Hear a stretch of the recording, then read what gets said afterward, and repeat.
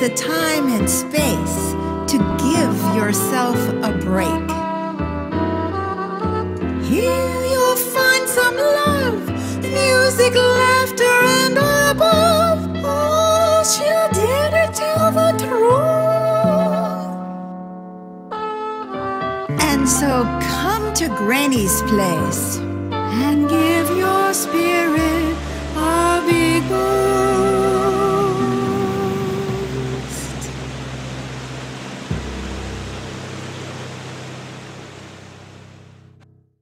Welcome to Granny's Place, a haven for love, entertainment, and uncommon sense.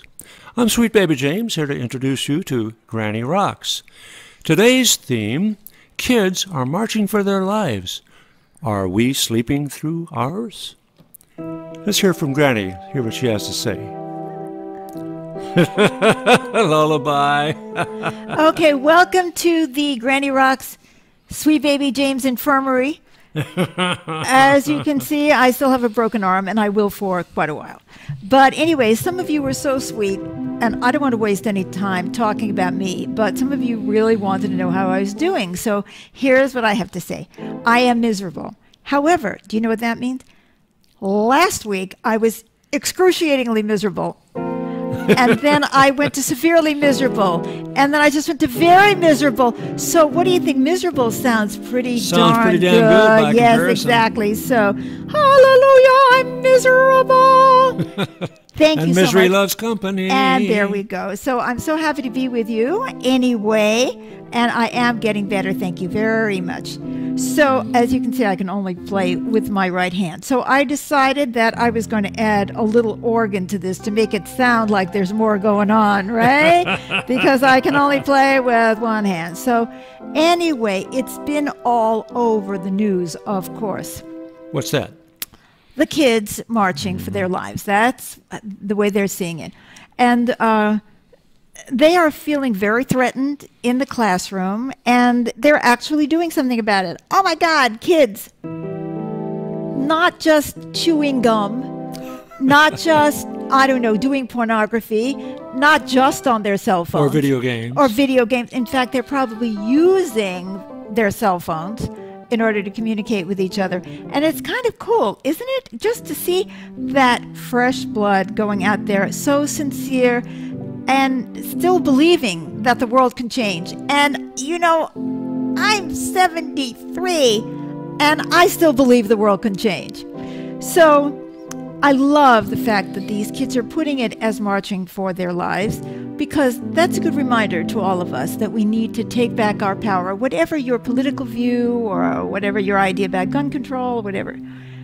Let's see what it is that's threatening our lives. Now, see, part of the problem is that we adults get kind of, you know what I mean? It's like, oh, well, that's the way it is. You can't fight City Hall. We've tried. I remember another time like this. And you remember that? Yeah, back in the 60s. The 60s. I want to tell you something, guys. I was very active in the 60s and the 70s, and it sucked. It did. I thought the whole thing sucked. To me, okay, it was wonderful to see people in the streets, and there was very great similarity because kids were resisting the draft. They said, why should I go and die in Vietnam? What for? Yeah. Remember that song?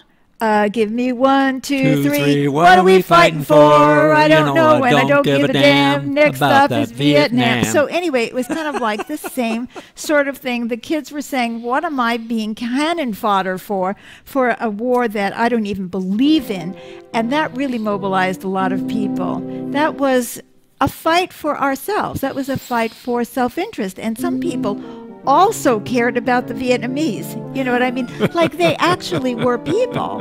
And they too had a right to live. You know, I mean, it was an awful time. But why did I say the movement sucked? Well, because in those days, I was a woman. I still am. But just to point out, in those days, I was a woman. And I had to make the coffee for these guys who were sitting around making the strategy, who were either pompous, ignorant, or high. And of course, I wasn't pompous, ignorant, or high. Well, I can guarantee you that I was not high. No way was I high. And it was just assumed. I mean, the only women who ever showed up publicly, out there were the girlfriends of the big guys in the movement. And that really sucked. And we weren't talking about stuff like gay people or anything else, I kept trying to bring it into issues like tenants' rights or other kind of workers' rights and stuff. I said, yeah, this is bigger than that. But it was kind of a different kind of an era. Let's go counterculture, let's have free love, that kind of thing. So I did not fit at all. But what is so cool about this movement is that these kids, I mean, the women are right up there, right? They are. And I love that they're not making the coffee. Maybe they don't even drink coffee. I don't know. I don't know enough about millennials. They have a voice. They have a voice, yes. And I love that. And they don't seem high to me. They seem very solid and thoughtful, and they're organizing. And I think it's fantastic. And not only are women showing up, but obviously gays and lesbians and transgenders are showing up too, and they're beginning to get it, just the idea that there's a bigger fight. It's never about an issue. It's always about a chronic social ill that shows up around an issue. It's like we've been talking about violence, right? We did a Granny Rock show on this, and we talked about why our society is so violent to start with. Because I happen to believe the same thing that a lot of pro-gun people believe. Guns don't kill people. People kill people. But people with big guns kill more people than people without big guns. You know what I mean? It's like, oh, come on. Give me a break. Especially assault weapons. Oh, I mean, it's ridiculous if you ask me. So we live in a rural area, and people have guns. Well, that's partly because a lot of people are isolated and there is crime. But a lot of it is for hunting, and it's part of the culture. But I don't think you need an assault weapon to shoot a deer. Not that I like shooting Bambi anyway, but you know what I'm saying? So there's something else going on in our society. But anyway, this whole violence that we have in us, we took a look at it, and we were kind of looking at that if people feel powerless. So, guess what? I would bet you that the people who want guns want them for the same reason that the people don't want guns. Because the people who want guns feel unsafe in the world and want to protect themselves and don't think it's possible to change society so they're safe. And I don't feel safe with all those guns roaming around. See? And we've seen, obviously, that we're not safe because too many people are disturbed or polarized or whatever they are. And they use those guns and they hurt a lot of people. So it all comes down to we're all insecure, aren't we? And it's the same thing about gun control, right? So that if you look underneath it, we're all fighting for like a crumb of safety in an unsafe world. Yeah. Unsafe world, unsafe world, unsafe world. Now, I want to talk about us adults, if you can call us adults. Don't push me on that question.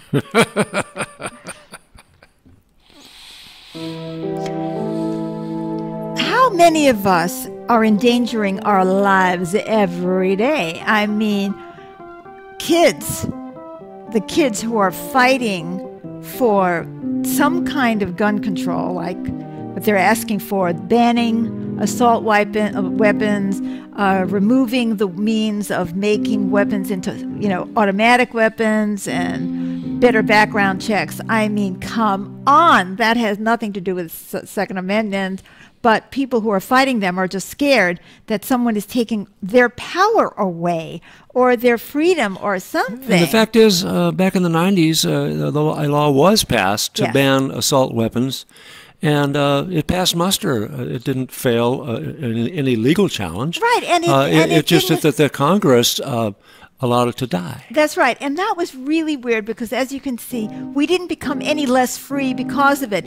The militia was not armed to stop the British from coming back to the United States because we didn't have assault weapons. But anyway, without getting too deep into that conversation, what I'm saying is that there is clearly a fear that gets triggered in people that their freedom is being taken away. Their freedom is being taken away. Are you kidding? Do you know how much freedom you don't have? I mean, having an assault weapon in your closet isn't going to make you free, honestly. But we need to take a deeper look at all of this, don't we? Yes. So we have to fight for our lives in so many ways. These kids either already know and aren't talking a lot about it, or I haven't heard that they're talking about it, or they will talk about it later. They're losing their planet. What is more threatening to life on Earth than climate change? I don't know anything. Now, as it happens, I just read recently that there is a scientific study, whatever that means, but it's more than just me going out there. And it says that 75% of the world's land has been destroyed. I mean, it can't be farmed. And we're either polluting it, or it's climate change, it's global warming, it's deforestation, it's all of that. And that millions and millions and millions of people's lives are going to be lost because we won't have enough food. Gee. Or the seas are rising, or the air is so polluted, or the streams are polluted. I mean, our lives are in danger because in so many places there's so much chemicals in the air. I read another article. The capital of a country that has the most hazardous air in the world, are you ready for this, is Mongolia. Mongolia. It has to do with their topography and, the way, anyway, that vast number of their children are stillborn, don't even get born. I mean, it's horrible. I mean, we know that Asia is horribly polluted. And we're not in the greatest shape either. I mean, we have, so many problems. We have lead in the water. We have crap in the air. And we have toxin chemicals in our food. And the soil. And in the soil. And we have vicious storms that have been worsened by global warming. Hey, guys, fight for your life, And wildfires have increased tremendously. Oh, how true it is. How true. We know this in the Pacific Northwest. I mean, we had 6 weeks of hazardous air. And hazardous air because of the wildfires. That's right, last summer. So I'm saying, hey, adults, that's one thing that is threatening our lives. And we can't solve it with a gun, can we? Even an assault weapon. What do they call them? Uzis or something? That's one type. Okay. It's not going to stop global warming. Now, what else is threatening our lives? Stress. I mean, who isn't stressed? I don't know. I'm stressed. Of course, I'm so superior that I am above stress. You have got to be kidding. So, okay, stress kills. I mean, it does. And it High shortens blood lives. pressure, huh? It shortens lives, It too. shortens lives. It shortens lives. It does. Even if you're not dead, you wish you were dead, it's not good. And then stress can also lead to addiction. Oh, my God. And how many people do addictions kill? Alcohol, come on, that everybody says it's okay. I mean, it's just alcohol. It's legal. Opioids. Opioids, they're not legal. I mean, and then what about another threat to our lives? The way we eat. the percentage of people in this country who are morbidly obese is extremely high, and it's not getting any better, despite the fact that there are so many places to go work out and all of this. And that kills us. Automobile accidents kill us. Gun violence in the home kills us. Domestic violence kills us. Tough neighborhoods kill us. Depression, suicide. Ugh. Ugh. Ugh. Unsafe working conditions kill us. We better start fighting for our lives. Poor health care? You know, okay, I don't particularly, personally, I am not a great defender of Obamacare because I want to see single payer. I think one of the happiest days of my life is when I was old enough to get Medicare. I mean, I couldn't get medical insurance because of pre-existing conditions, because of the cost. I mean, just nobody wanted me because I've been a sick lady for a long time. Not that I ever used the medical facilities, because medicine can kill you too. I'm not saying all doctors will kill you, but medicine, over medication, conflicting medication, infections you get in the hospital. I mean, really, right? Hazing at school kills. Not talking about the emotional death that we experience from sexual assault, rape. Okay, do I have to go on? I mean, the idea is crystal clear.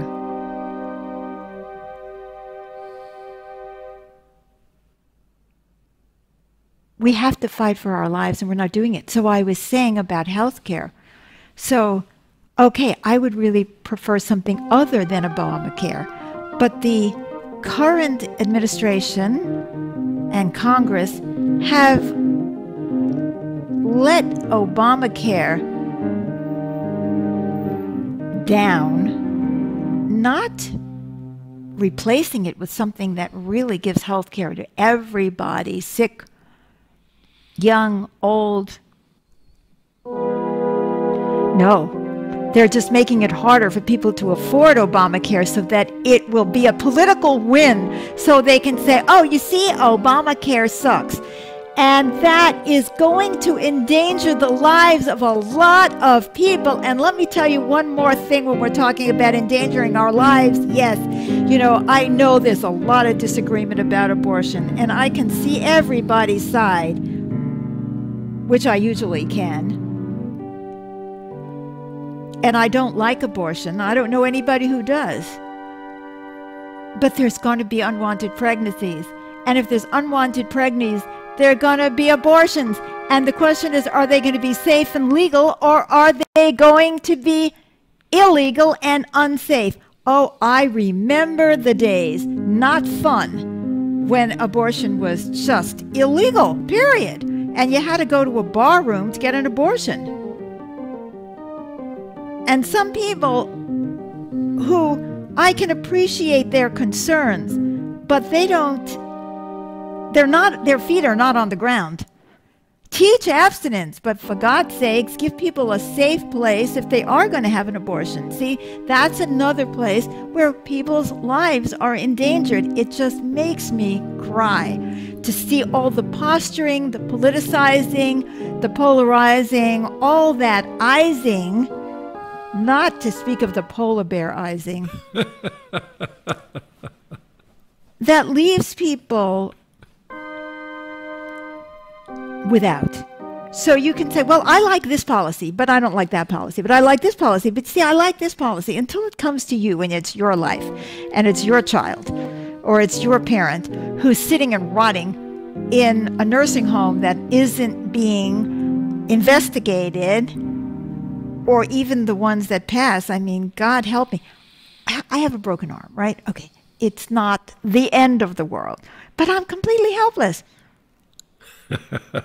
I have sweet baby James. If I didn't have him, I couldn't get out of bed to go pee. or anything else that I might do in the bathroom. And, that would be bad.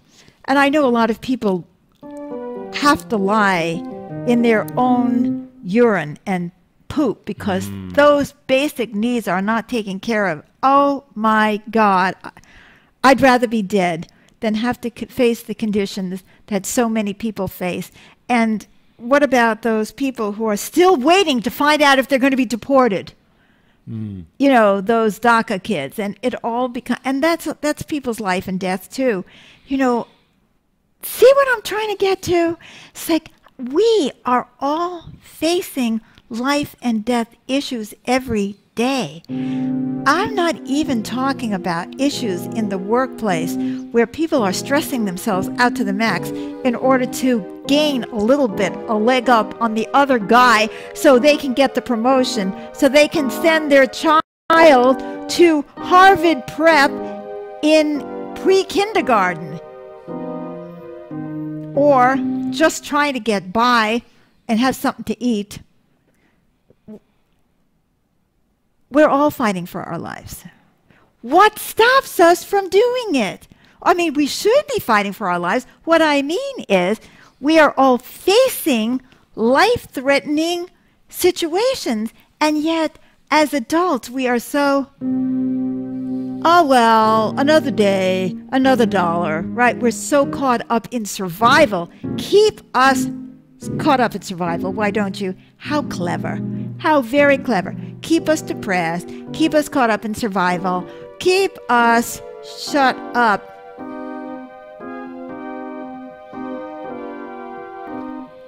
But it goes even beyond that. Do we even notice? Are we noticing all this? Are we saying, oh my God, my life is at stake every day? Oh, yes. And what about going out in your car and some nutcase who is tired because they're working 3 jobs and they're exhausted and they're not getting enough sleep, fall asleep at the steering wheel and wipe you out, dude?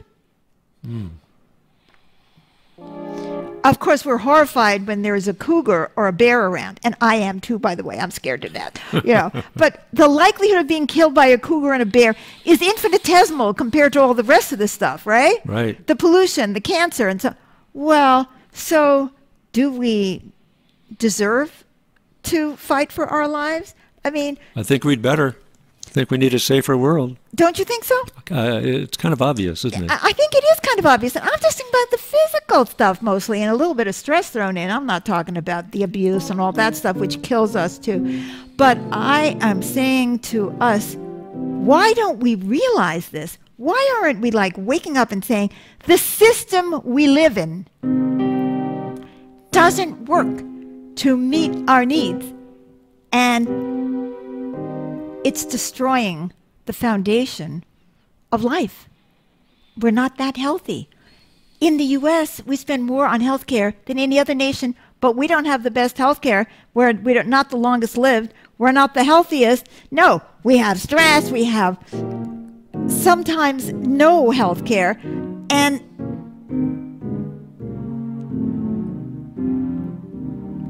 should we have any more than that? Well, no. I mean, I wasn't brought up with the idea that we should have anything more. I was brought up the idea that you're supposed to work hard, and then you're somehow going to do okay, and then you're going to do better than your parents, and everything's going to become okay. And we know that's not true, and we know that a lot of people have seen that and have been saddened and are desperate but don't know what to do because we're so busy fighting each other. So I see things, these kids are being attacked in some of the weirdest ways. I mean, just the weirdest ways. One guy wrote to me on Facebook that in his day, children were smacked when they spoke up. Like that was a good thing. Mm-hmm. We still have, 23 states in the United States where children can be paddled. Do you actually, in school, do you actually trust all those teachers and principals that they're that balanced emotionally that they can tell a situation where a child should be paddled, which I don't think is any situation? I mean, come on, guys. How damaged can we be? but we were not brought up with the idea that this society is for us and that we should be taken care of, and that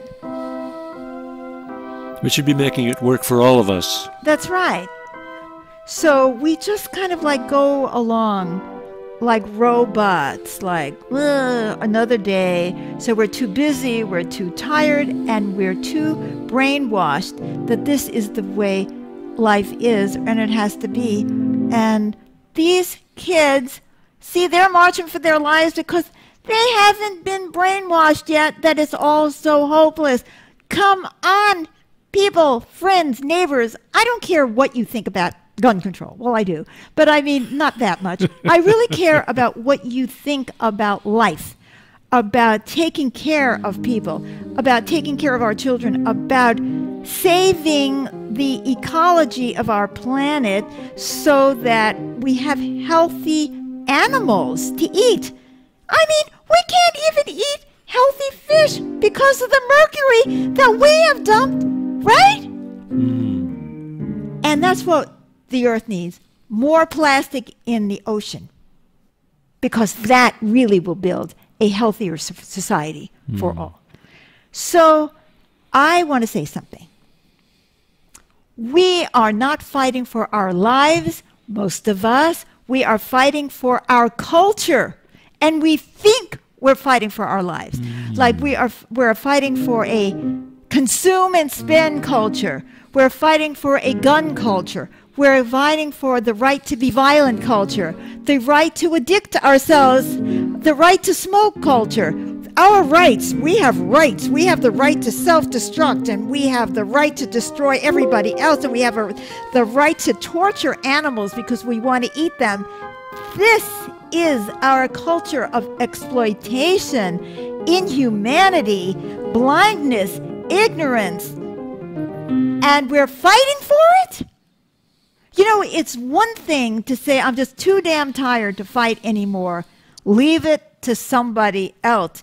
Or I'm too sick, or I'm too defeated. Although I don't buy that, because if I can do it, you can do it. I am sick all the time. I'm always sick. I'm chronically sick. And so the problem isn't that I have a broken arm. The problem is that I have a broken body, and I'm still sitting on this chair, which is the chair that I fell off of 9 months ago when I broke my right arm, because I'm so weak.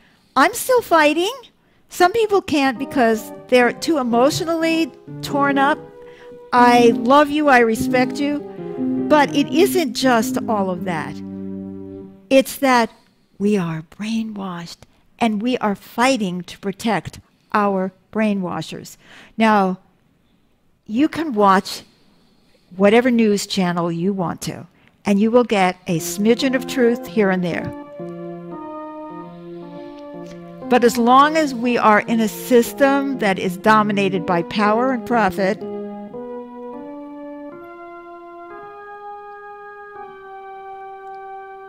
we will never live healthy, happy lives of safety where we feel safe because there is love in our society, where there is a social network that will take care of all of us.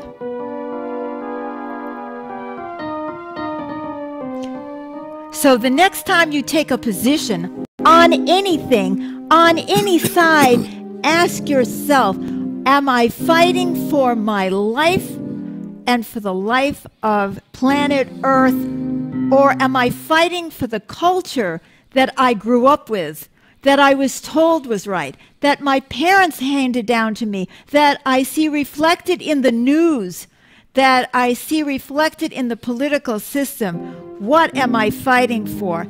And you know something, guys? Culture is a human creation. That means if humans could create culture, we can change it. 7:15 Pacific time. Anybody, come on to Granny's Kitchen where we can talk about all of this. We have a video conference. Some people can call in. The instructions are on the post for this show. On Facebook. On Facebook. Maybe on YouTube at Granny Rocks also. Granny Rocks On at Facebook, and Yes. also Beth Green and the End Revolution. That's right. Well, they're watching this on Facebook, so they're already there. They So know. the post will give you the directions. Join us. We're going to have a conversation to process our feelings, not to argue about gun control or about this or that, but we're there to process our feelings about what I've talked about today. Yes. And since we're going to be in Granny's kitchen, we're going to get a lot of love and nurturance. Don't expect milk and cookies.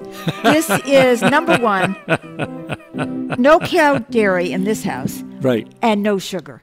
Plus, I don't cook. But you will get love. Join us. Yes. Till next week. Please join us.